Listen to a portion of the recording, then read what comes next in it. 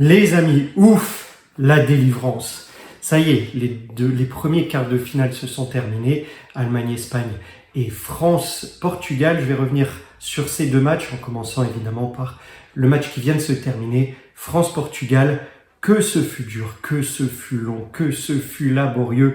D'abord au niveau de la composition, Rabiot était suspendu, on le sait, donc Didier Deschamps a changé son schéma de jeu, 4 défenseurs, les défenseurs classiques, 3 milieux un peu plus défensifs avec Camavinga qui est titularisé, Tchouaméni et Kanté, et puis on a choisi de mettre Griezmann un peu en meneur de jeu avec devant Mbappé et Thuram.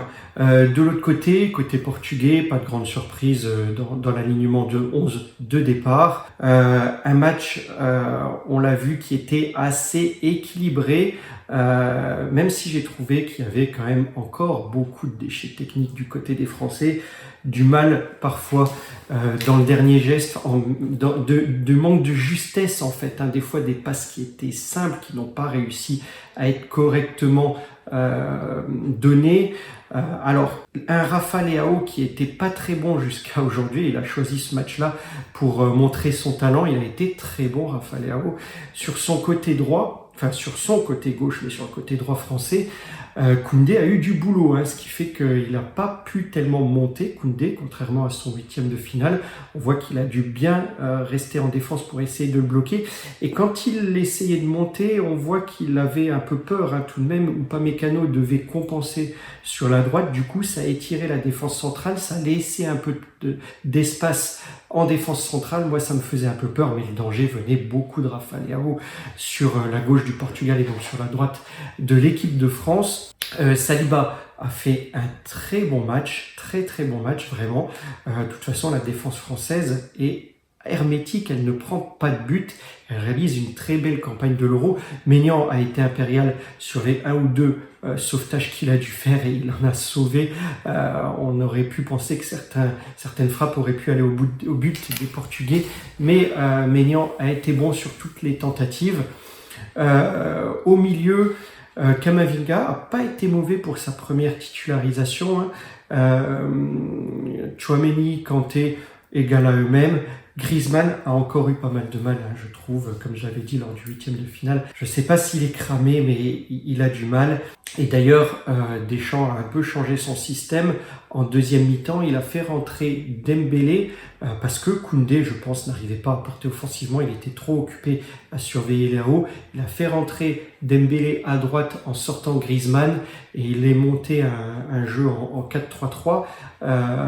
Et là, il y avait un peu plus de danger côté français. Dembélé a beaucoup apporté par ses courses, par ses dribbles. Il a toujours le même problème après Dembélé, il a toujours du mal dans la finition.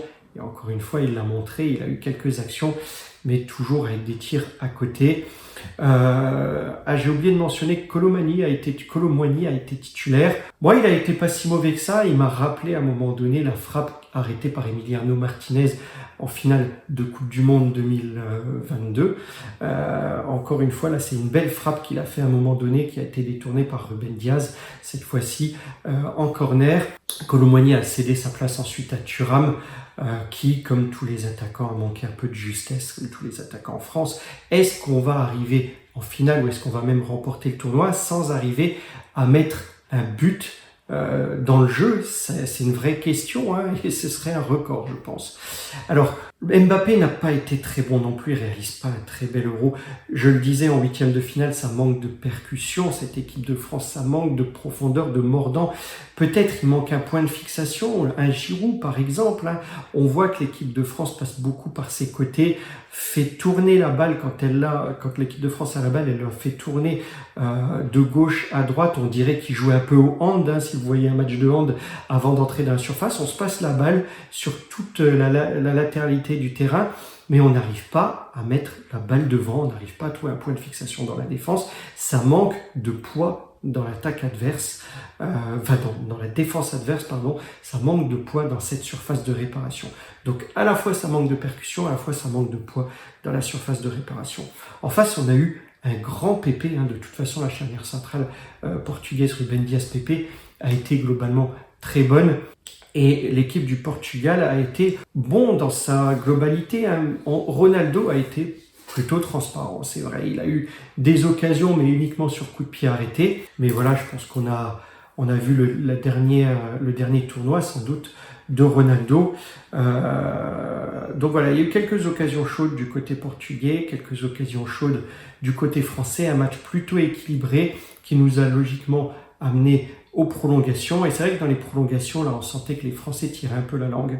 C'était compliqué. Le Portugal a eu un peu plus la balle. Il y a eu quelques frayeurs, encore une fois.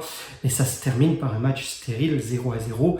Et puis, les tirs au but. Et là, on peut avoir peur avec les tirs au but parce que l'équipe de France, lors des dernières séances, n'a jamais remporté de séance de tirs au but. Ça fait longtemps qu'il n'y a plus de séances de tir au but vainqueur pour la France. Mais bon, cette fois-ci, on avait Maignan qui est meilleur que Lloris quand même dans les séances de tir au but. Et ils ont réussi à l'emporter, ça fait plaisir. Tous les tireurs français ont réussi à la mettre dedans et on a eu João Félix qui a raté son tir au but, il a tapé le poteau. Et voilà, donc l'équipe de France passe ce tour-ci encore une fois à couteau tiré. C'était encore une fois laborieux, encore une fois chaud. Encore une fois les mêmes démons, de toute façon en équipe de France, je le dis, je le répète, manque de percussion, manque de points de fixation en attaque dans la surface, manque de poids dans la surface, et puis manque un peu sur ce match-là de justesse technique, quelques déchets techniques, quelques frayeurs sur des passes qui sont censées être simples mais qui n'arrivent pas dans les pieds. Donc voilà, après... Bon, la défense, le milieu, ça va plutôt, j'ai rien à redire, mais devant, on manque vraiment de solutions et d'emballer ce match. Parfois, on avait l'impression que ça jouait quand même un peu au ralenti. Bon, on affrontera l'Espagne, puisque dans l'autre match, Allemagne-Espagne, nous avons eu droit à un match aussi équilibré, un peu plus joli d'ailleurs que le match de l'équipe de France. J'ai trouvé un peu plus agréable à voir.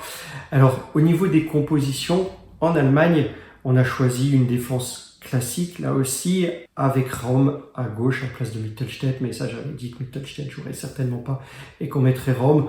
En défense centrale, on a récupéré Ta, qui forme la charnière avec Rudiger, et à droite Kimmich, qui a été très bon dans ce match-là. J'ai pas compris ensuite, au milieu, on n'a pas mis Andrich, on a mis San. Ça, j'ai pas trop compris le choix de l'entraîneur, qui accompagne Kroos donc au milieu de terrain. Et puis devant, là aussi, j'ai pas compris non plus le choix de Nagelsmann. Il a voulu reconduire Leroy Sané à la place de Wirtz. Donc il y a eu Leroy Sané avec Musiala et avec Gundogan, avec Havertz en pointe. Du côté espagnol, une formation plutôt classique. Les titulaires habituels étaient bien présents. Et donc c'est un match où il y a eu tout de suite beaucoup d'engagement, un peu trop même d'engagement.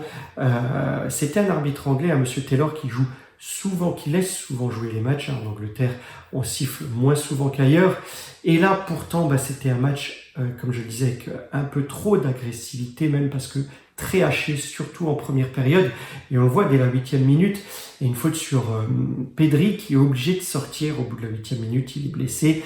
On fait rentrer Olmo qui a réussi un très bon match. Il était à l'origine de toutes les actions chaudes du côté espagnol. Il a d'ailleurs mis le premier but et on verra après. Il a offert le second but à Merino. Mais Olmo a réussi une très bonne entrée. On a eu un Kimmich qui a réussi sur son côté droit à limiter l'apport de Williams, et ça, c'est pas donné à n'importe qui, et qui a aussi apporté offensivement, parce qu'il me semble que c'est lui qui fait la passe de l'égalisation à Wirtz. Donc une première mi-temps plutôt hachée, mais assez équilibrée, et puis on arrive à la mi-temps avec un 0-0, et c'est dès l'entame de la seconde période, à la 51e minute, qu'Olmo réussit à reprendre une belle passe de Yamal sans contrôle et tromper Neuer. L'Espagne mène 1-0 et là la physionomie du match change un peu puisqu'on assiste à une Allemagne qui n'a plus d'autre choix que d'attaquer, et elle le fait bien. L'Espagne est très disciplinée, sa formation est très bien rodée. On attend l'Allemagne et l'Allemagne prend le ballon et opère plusieurs attaques bien placées. Mais on a l'impression, avec cette Espagne qui est bien en place, qu'il ne peut rien lui arriver jusqu'à la toute fin de match. Alors il y a plusieurs changements, on fait même rentrer Füllkrug qui a une énorme occasion de la tête à un moment donné avec un sauvetage magistral d'Unai Simon. Voilà, on fait rentrer Füllkrug, on fait rentrer, je l'ai pas dit, mais San est remplacé plus tôt dans le match par Andrich qui fait une bonne rentrée. On fait aussi rentrer Wirtz à la place de Leroy Sané. Finalement, on retrouve les éléments qu'on a l'habitude en Allemagne. Alors, un mot sur Wirtz, il apporte beaucoup, il est très bon, mais on a l'impression qu'il n'a pas 90 minutes. J'ai l'impression qu'au bout d'un certain temps, il a plus le physique pour terminer le match. Il tire un peu la langue sur la fin, surtout en prolongation, puisqu'il arrive, lui, à remettre les compteurs à zéro, à marquer le but de l'égalisation à la 89e minute. Et on part là aussi sur une prolongation où on se dit que ça peut aller basculer d'un côté ou de l'autre, puisque le match se rééquilibre un peu. C'est vraiment un match assez plaisant depuis la seconde période entre l'Allemagne et l'Espagne. Et puis c'est donc Merino sur un bon centre de Olmo qui reprend une belle tête, il la croise et il trompe Neuer pour offrir la victoire à l'Espagne à la 118e minute, il me semble. Et là, les Allemands essayent de tout mettre devant, mais ça ne marche pas, ça s'arrête là. L'Espagne remporte ce match 2-1. Alors, c'est une très belle équipe, cette équipe espagnole, je l'ai dit, une équipe technique, une équipe vif sur les côtés avec Williams et Yamal. Bon devant avec Morata, même si pendant ce match-là, avec la sortie de Pedri plus tôt, on a eu du mal à le trouver. Morata a dû souvent descendre pour aller chercher les ballons. On verra combien de temps est blessé Pedri et s'il pourra jouer la demi-finale. Mais bon, derrière on a Olmo qui a été très bon. Rodri est bon aussi. Alors ils ont perdu Carvajal qui a eu un carton jaune, il était de toute façon suspendu, mais il a même eu un carton rouge, et ça c'est pas mauvais parce que Carvajal est vraiment très bon. Il y aura ni Carvajal ni le Normand pour l'Espagne. Il me semble qu'il y a quelqu'un d'autre aussi qui est suspendu, mais je sais plus, ou je me trompe peut-être. En tout cas, déjà ne pas avoir Carvajal en demi-finale, c'est déjà pas mal. Et puis Unai Simon, toujours très bon aussi. L'Espagne retrouvera donc la France en demi-finale. Ce sera mardi à 21h. Je vous ferai une vidéo certainement de présentation des deux demi-finales. Mais voilà, ouf pour l'équipe de France. Si vous êtes supporter de l'équipe de France, c'était compliqué. Et ça va être très compliqué contre cette équipe espagnole. Un dernier mot sur l'Allemagne, pays organisateur, qui quitte la compétition en quart de finale. Toni Kroos qui tire sa révérence, comme Ronaldo ce soir, j'imagine. Bravo à ce très grand joueur. Et puis donc, je vous retrouve très vite pour la suite de la compétition. Je vous souhaite une bonne nuit et je vous dis à bientôt les amis pour de prochaines vidéos.